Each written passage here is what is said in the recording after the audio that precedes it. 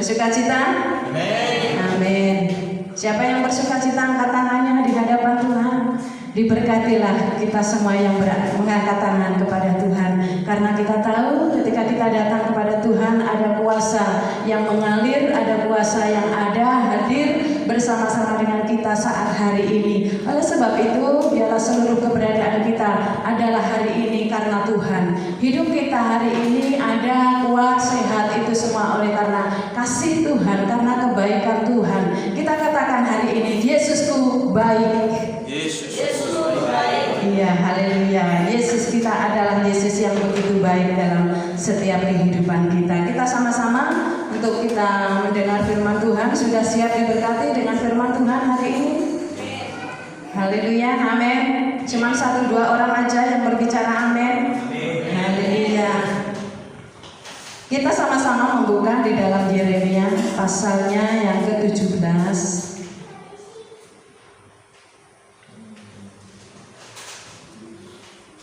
Yeremia pasal 17 ayat 7 dan 8. 2 ayat saya bacakan pagi hari ini. Yang sudah ketemu katakan amin. Haleluya. Yeremia pasal 17 ayat 7 dan 8. Diberkatilah orang yang mengandalkan Tuhan, yang menaruh harapannya pada Tuhan. Ia akan seperti pohon yang ditanam di tepi air, yang merambat akar-akarnya ke tepi batang air, dan yang tidak mengalami datangnya panas terik, yang daunnya tetap hijau, yang tidak khawatir dalam tahun kering, dan yang tidak berhenti menghasilkan buah. Amin. Haleluya. Pagi hari ini saya akan memberikan tema mengandalkan Tuhan dan menaruh harap kepada Tuhan. Senantiasa setiap orang yang percaya, kita senantiasa selalu menaruhkan kehidupan kita untuk senantiasa mempunyai sesuatu pengharapan hanya kepada Tuhan. Apakah kita boleh berharap kepada manusia? Boleh. Apakah kita berharap kepada suami? Boleh. Boleh. Apakah kita bisa berharap kepada suami? Boleh. Tetapi jangan sepenuhnya kita berharap kepada manusia, karena manusia seringkali memberikan sesuatu yang senantiasa diucapkan tetapi besok akan lupa. Jangankan orang lain, orang yang terdekat dengan kita, mungkin orang tua kita, mungkin anak kita, mungkin pasangan kita, ketika memberikan sesuatu janji, pada waktu memberikan janji kayaknya manis dan enak didengar telinga, sehingga ketika kita mendengar itu hati kita menjadi berbunga-bunga. Tetapi pada suatu saat janji itu yang kita pegang itu akan diingkari dan dilupakan, karena manusia sifatnya pelupa. Amin. Manusia seringkali lupa apa yang sudah diucapkan, apa yang sudah dijanjikan kepada seseorang. Tetapi Allah yang senantiasa yang memberikan nyawa buat setiap orang yang percaya, senantiasa tidak akan pernah, dia tidak akan pernah melupakan setiap janji. Apalagi setiap orang yang percaya, apalagi setiap orang yang menaruhkan harapannya hanya kepada Tuhan. Pohon, ketika kita menanam pohon, kalau kita tidak siram, pohon itu akan mati enggak? Mati. Ketika kita akan menanam mangga, contohnya mangga kita akan tanam waktu itu masih dalam polybag, lalu kita pindah di dalam lubang tanah. Nah, itu harus perlu perawatan yang rutin. Kita siram berapa hari sekali atau setiap hari kita siram, supaya apa?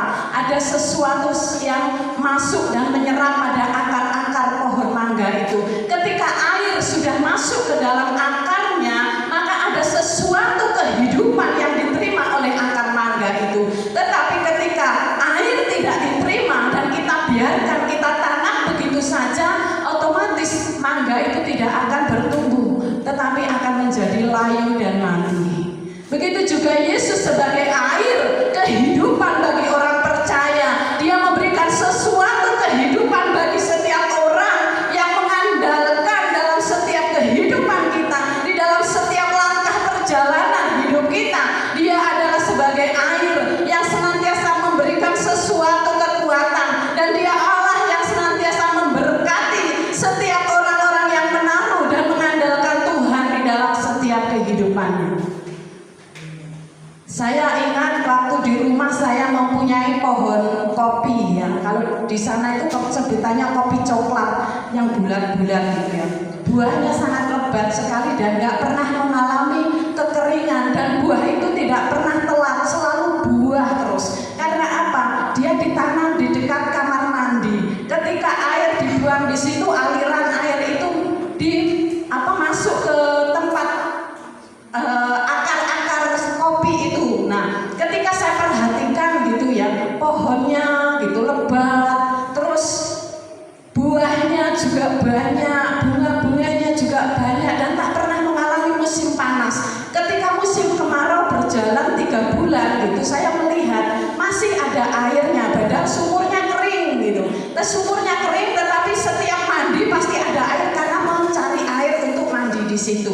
Nah, ketika air mengalir di situ, lalu diserap oleh akar-akar kopi itu dan menjadi senantiasa tidak pernah mengalami kekeringan, bahkan tidak pernah mengalami kematian, tetapi ada sesuatu kehidupan ketika air itu terus diserap oleh akar kopi ini. Nah, suatu ketika saya pindah kamar mandinya karena rumahnya pindah ke depan, membuat rumah agak ke depan gitu ya. Otomatis kamar mandinya juga pindah gitu. Ketika pindah gitu, saya 1 tahun kemudian ke belakang melihat pohon kopi waktu musim terang gitu.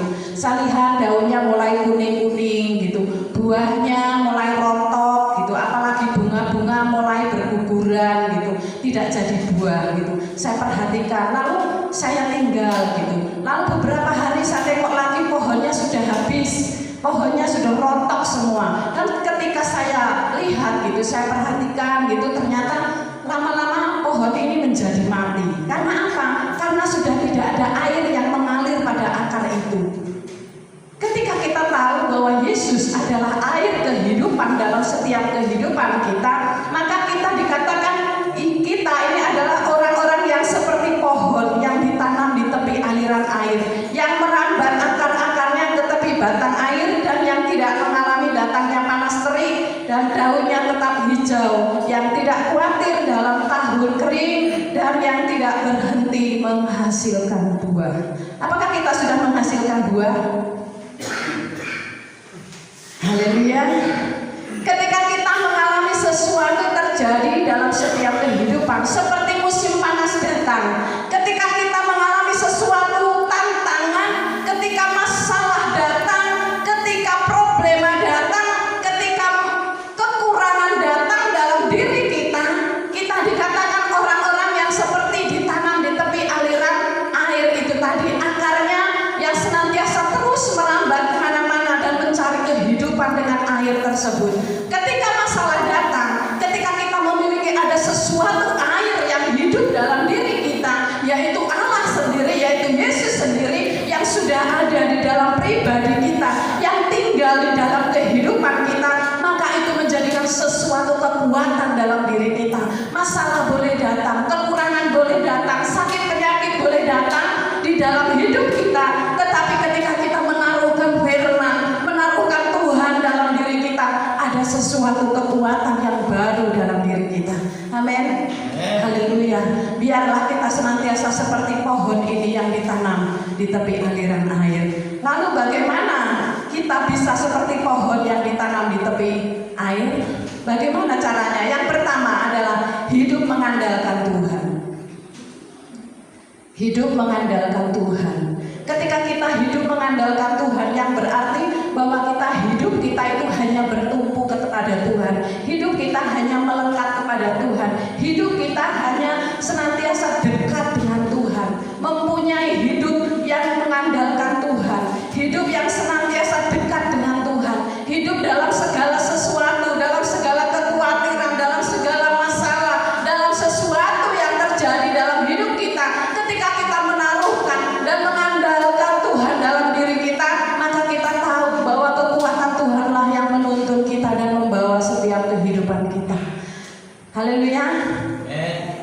Ayat yang ke-7 saya bacakan, ya. Diberkatilah orang yang mengandalkan siapa? Tuhan. Yang menaruh harapannya kepada Tuhan. Diberkatilah orang yang mengandalkan Tuhan, yang menaruh harapannya hanya kepada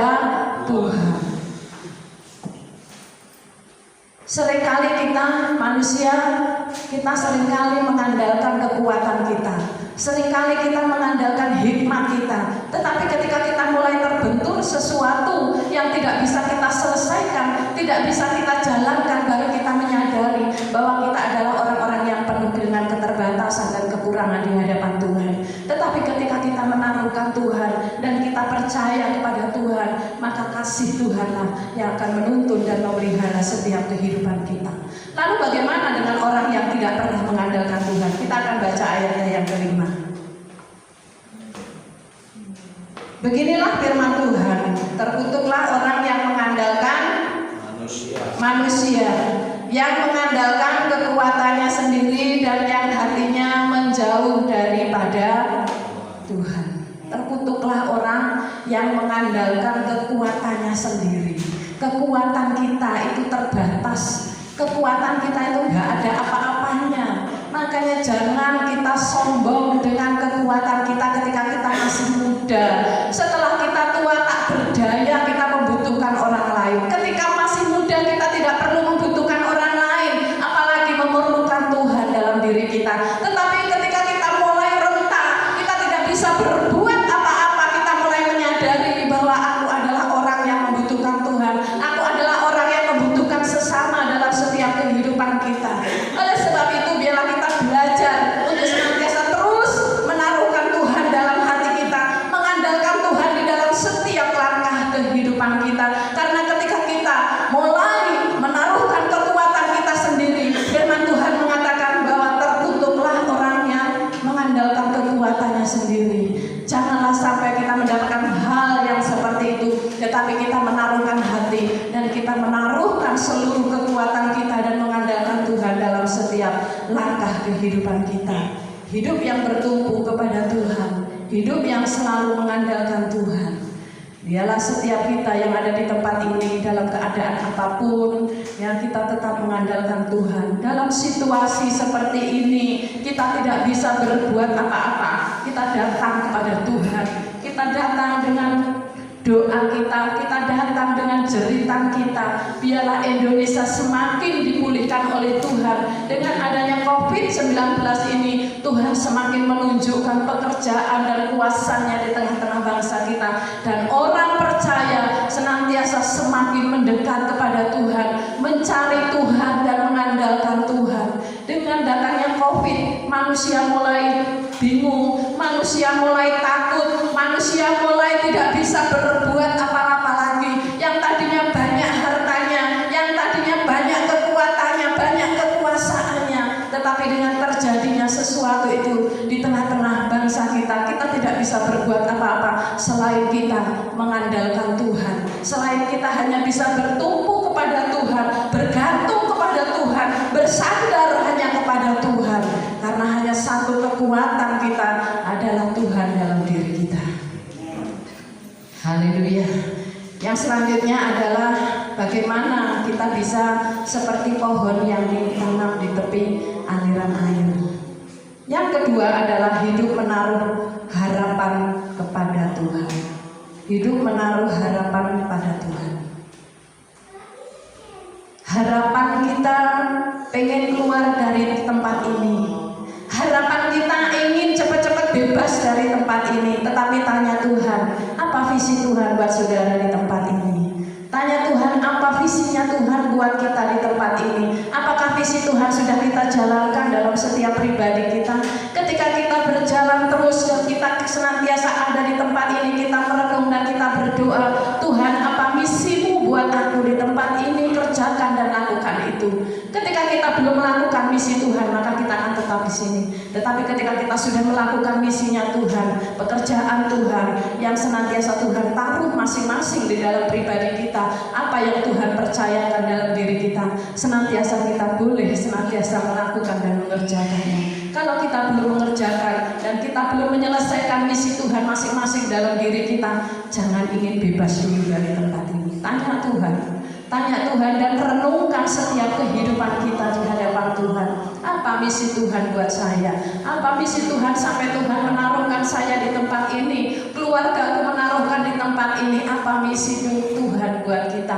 Biarlah kita senantiasa terus hidup menaruh harapan hanya kepada Tuhan. Ketika kita menaruhkan harapan kepada Tuhan, senantiasa hidup kita penuh dengan semangat, sukacita untuk kita menjalani segala aktivitas yang ada di tempat ini. Ketika kita sudah menaruhkan harapan kepada Tuhan dan kita sudah menaruhkan sesuatu di dalam diri kita, hati kita, pengharapan kita kepada Tuhan, maka senantiasa Tuhan yang akan mengerjakannya itu dalam setiap diri kita.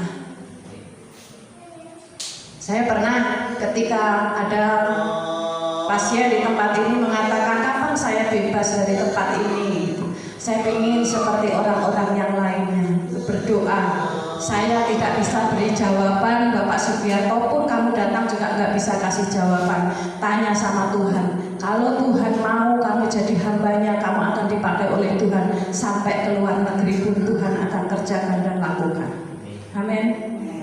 Oleh sebab itu jangan melemahkan diri kita. Jangan kita senantiasa mempunyai rasa yang senantiasa berputus asa, tetapi mempunyai sesuatu pengharapan hanya kepada Tuhan, bahwa aku adalah anak Tuhan, aku milik Tuhan, maka Tuhan akan mengerjakan yang terbaik dalam setiap diri kita. Ketika saya menyampaikan chapel, saya pernah sampaikan, ketika bangun pagi katakan, aku akan menjadi orang yang dipakai oleh Tuhan, aku akan menjadi orang yang berhasil karena Tuhan. Masih ingat? Ya, puji Tuhan, sudah kerjakan dan lakukan itu setelah bangun pagi. Haleluya. Kerjakan sesuatu kata yang memberkati kita, sesuatu ucapan yang memberkati diri kita. Sebelum kita bisa memberkati orang lain, berkati diri kita. Setelah kita mampu untuk mengerjakan berkat itu dan kita membagikan berkat itu, baik itu hanya dengan ucapan, baik itu hanya dengan nasihat, baik itu dengan sesuatu perbuatan yang kita kerjakan buat orang lain bisa menjadi senang dengan kita. Hidup menaruh harapan kepada Tuhan. Kita akan membaca Amsal.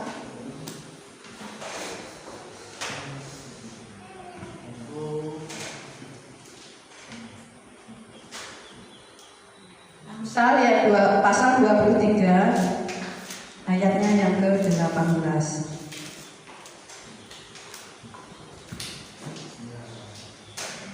Karena masa depan sungguh ada dan harapanmu tidak akan hilang. Karena masa depan sungguh ada dan harapanmu tidak akan hilang. Amin. Yang percaya katakan amin. Amin. Harapan kita masih ada karena kita memiliki Allah, karena kita memiliki Tuhan dalam diri kita. Harapan itu senantiasa kita tumbuh dalam kehidupan kita, lalu kita bawa kepada Tuhan. Kita bawa di dalam doa dan pergumulan kita setiap saat kepada Tuhan. Apa yang menjadi harapan kalian? Apa yang menjadi doa kalian kepada Tuhan? Tuhan tidak akan pernah menutup telinga. Dia selalu mendengar. Tetapi waktu yang Tuhan berikan itu adalah waktunya Tuhan. Jangan minta doa kita menjadi instan. Tetapi ketika kita berdoa, doa kita menjadi instan, maka kita tidak ada pergumulan. Ketika orang Kristen memiliki pergumulan, ada sesuatu tantangan dalam iman, supaya kita semakin menaruhkan pengharapan kita hanya kepada Tuhan. Masa depan ada, apalagi yang masih muda-muda. Tetap semangat, tetap menaruhkan harapan kepada Tuhan, karena harapan itu tidak akan pernah hilang ketika kita menaruhkan harapan kepada Tuhan. Harapan itu Tuhan nyatakan dan berikan ketika kita sungguh-sungguh mencari Tuhan dan menaruhkan Tuhan dalam diri kita, mempercayakan Tuhan untuk bekerja sesuai dengan kehendak dan rencana Tuhan. Saya akan bagikan ilustrasi. Ada seorang anak muda. Anak muda ini selalu mempunyai pengharapan kepada Tuhan. Dia begitu setia kepada Tuhan. Ibadah apapun dia datang. Ibadah pemuda dia datang, ibadah umum dia datang, karena dia mengasihi Tuhan dan mempunyai suatu pengharapan. Dia mempunyai hidup yang selalu mengandalkan Tuhan. Suatu ketika dia ibadah umum gitu ya. Dia biasanya duduknya di depan, tiba-tiba dia duduk di tengah. karena bangku sudah penuh dengan jemaat. Dia duduk di tengah gitu. Ketika memuji Tuhan, dia perhatikan lingkungannya. Pada cengengesan nggak memuji Tuhan, pada megang HP, main HP. Ada yang sungguh-sungguh memuji Tuhan. Nah, ketika firman Tuhan disampaikan, pemuda ini juga melihat lagi pemandangan yang tidak mengenakan, gitu ya. Yang pendetanya sungguh-sungguh menyampaikan firman Tuhan, sungguh-sungguh menyampaikan firman untuk jemaat, gitu. Pemuda ini memperhatikan jemaatnya, gitu, memperhatikan teman-temannya, jemaat-jemaat Tuhan yang datang, gitu. Tidak merespon firman yang disampaikan. Asik gitu, jawil-jawilan dengan temannya gitu. Main HP, ada yang main telepon-teleponan di ruang ibadah gitu ya. Lalu mulai kecewa, pemuda ini mulai kecewa, kok begini ya? Kok begini ya cara ibadah mereka ini, kok begini? Tidak menghargai Tuhan yang Tuhan ada gitu. Lalu dia pulang dengan hati yang muram, bukan dengan hati yang sukacita ketika dia pulang dari ibadah, tetapi dia pulang dengan hati yang muram, dengan hati yang tidak ada sukacita. Lalu dia masuk kamar gitu ya. Setelah hari berikutnya ada ibadah, dia tidak ikut ibadah. Orang tuanya menegur gitu, karena dia adalah pemuda yang sangat setia. Orang tuanya menegur, loh, nah kenapa kamu kok tidak pergi ibadah hari ini? Padahal hari ini adalah hari ibadah. Maaf Pak, hari ini saya tidak akan pernah lagi ibadah. Orang tuanya kaget, loh kenapa kok nggak ibadah? Kamu kan anak muda yang setia. Tunjukkan kesetiaan kamu, kamu anak Tuhan. Tidak Pak, saya kecewa dengan orang-orang yang ada di dalam gereja. Ketika memuji Tuhan main-main, ketika mendengar firman Tuhan main-main. Saya tidak suka melihat orang-orang yang seperti itu. Lalu papanya berpikir sejenak. Lalu dia keluar membawa gelas berisi air gitu. Sekarang kamu pergi ibadah, bawa gelas ini dan ada airnya. Kamu nanti berjalan berkeliling di luar gereja gitu ya. Kamu keliling di situ ya. Kamu perhatikan air yang ada di dalam gelas. Baik Pak, karena dia adalah anak yang taat kepada orang tua dan taat kepada Tuhan. Karena sesuatu kekecewaan dia tidak mau ibadah kepada Tuhan. Lalu dia kerjakan itu. Berputar 5 kali saja, nggak usah banyak-banyak. Berputar, lalu dia kerjakan itu dan dia berputar. Putaran pertama, putaran kedua, ketiga, dan yang terakhir sudah dia lakukan dan kerjakan. Lalu dia pulang. Ini Pak air dan gelasnya, airnya masih utuh di dalam gelas dan tidak ada sedikit pun yang tertetes. Lalu papanya tanya, kamu tadi lihat nggak di jemaat itu ada yang main HP? Enggak Pak. Kamu lihat nggak tadi jemaat ngobrol? Enggak Pak. Kamu lihat nggak jemaat main colek-colekan dan tertawa-tawa? Enggak Pak. Terus kamu lihat apa? Aku cuma melihat air yang ada di dalam gelas ini Pak. Aku nggak mau air ini jatuh tertetes ke tanah. Bagus. Kalau kamu datang kepada Tuhan, kamu lihat di sekelilingmu, kamu akan kecewa.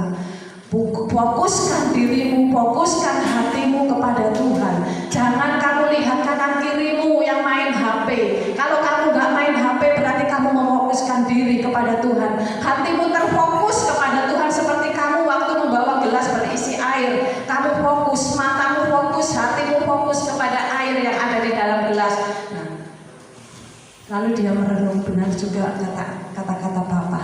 Lalu dia mulai lagi setia kepada Tuhan. Ketika dia datang, dia hanya berfokus kepada Tuhan. Dia tidak menghiraukan kanan kirinya main HP, terserah. Yang penting aku datang kepada Tuhan dan memberikan hidupku kepada Tuhan, memfokuskan hidupku kepada Tuhan. Seringkali kita kecewa kepada orang lain karena orang lain tidak menyenangkan kita. Kita datang kepada Tuhan, fokuskan diri kita, fokuskan hidup kita kepada Tuhan.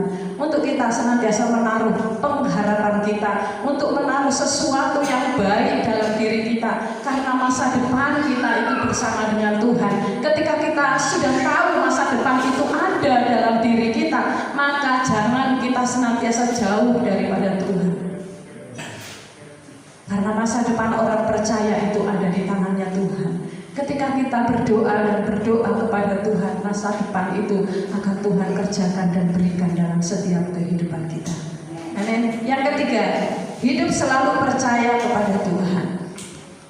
Percaya sama Yesus? Percaya. Percaya Yesus bangkit? Percaya. Percaya Yesus itu Tuhan? Percaya. Tetapi seringkali ada yang kedua hatinya. Ketika percaya kepada Tuhan, Tuhan itu minta sepenuhnya hati kita buat Tuhan. Kalau saudara punya pasangan, istri saudara selingkuh, sakit nggak? Sakit. Suaminya selingkuh, sakit nggak? Sakit. Tuhan juga seperti itu. Kita ini adalah kekasihnya Tuhan. Ketika kita sudah percaya kepada Tuhan, kita sudah mengatakan aku mengasihi Tuhan, aku percaya kepada Tuhan. Ketika kita mulai hati kita serong kepada Tuhan, ada ibadah nggak mau ibadah, jamnya doa nggak mau doa, kita menaruhkan kekuatan kita, kita mengandalkan kekuatan kita, Tuhan senantiasa akan merasa kecewa kepada kita. Oleh sebab itu biarlah hidup kita selalu percaya kepada Tuhan. Orang yang percaya kepada Tuhan senantiasa dikasihi oleh Tuhan. Orang yang percaya yang senantiasa hidupnya selalu dituntun oleh Tuhan. Dalam hal kesulitan, ketika kita berjalan dalam lembah kekelaman sekalipun, ketika kita percaya di situ ada tangan Tuhan yang memelihara kita, memegang kita dan menuntun kita. Gadamu serta tongkatmu itulah yang menuntun aku. Mazmur pasal 23. Kita percaya bahwa kita adalah gembala domba-domba dari gembala yang baik. Yesus adalah gembala yang baik. Kita adalah domba-dombanya yang senantiasa dipelihara, yang senantiasa diberkati oleh Tuhan, yang senantiasa dilindungi oleh Tuhan, dibaringkan di tempat rumput yang hijau. Yang artinya orang yang percaya tidak akan pernah kekurangan. Orang yang percaya yang senantiasa ada di dalam perlindungan dan penyertaan Tuhan. Kita bakal baca Amsal pasal yang ketiga. Amsal kembali pasalnya yang ketiga.